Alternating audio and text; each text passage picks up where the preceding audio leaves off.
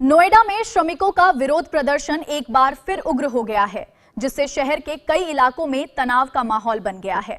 नोएडा में कंपनी और फैक्ट्रियों के जो मजदूर हैं वो लगातार विरोध प्रदर्शन कर रहे हैं और ये विरोध प्रदर्शन अब हिंसक रूप लेता जा रहा है।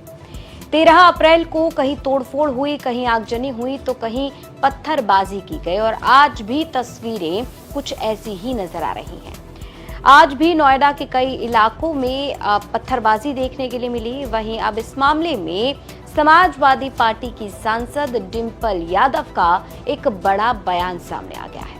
तो नोएडा में फैक्ट्रीज और कंपनियों के जो श्रमिक हैं, जो मजदूर हैं, वो अपनी सैलरी की बढ़ोतरी की डिमांड को लेकर लगातार विरोध प्रदर्शन कर रहे हैं। 13 अप्रैल को ये विरोध प्रदर्शन हिंसक हो जाता है, जब कई जगह आगजनी की जाती है, तोड़फोड़ की जाती है और पत्थरबाजी भी की जाती है।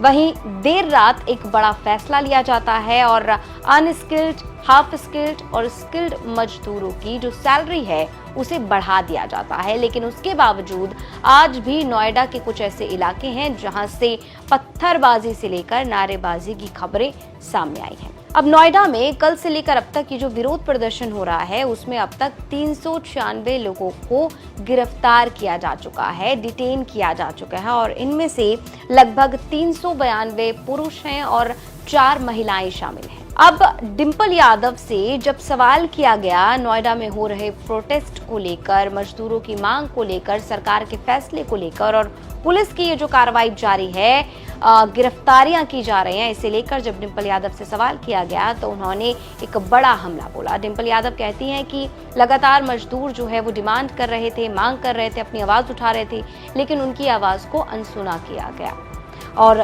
जिसकी वजह से आज ये ऐसी तस्वीरें सामने आई हैं। ये लेबर लॉस के अंडर में आता है और जहां ये लोग लगातार मांग कर रहे थे सरकार से और सरकार ने जब इनकी मांगों पर ध्यान नहीं दिया, क्योंकि सरकार तो आंख मूंद के बैठ जाती है। जैसे मैंने पहले भी कहा है, कोई भी परेशानी अगर जनता को होती है तो सरकार या तो मौन धारण कर लेती है या अपनी आंखें मूंद लेती है। तो अगर मजदूर वहाँ पे अपना अगर वो पक्ष रखना चाहते हैं तो सरकार ने आखिरकार क्यों नहीं उनकी बात सुनी? क्यों नहीं वहाँ की इंटेलिजेंस ने ये सरकार को बताया कि लोग परेशान हैं, वहाँ पे जुलूस निकाल रहे हैं?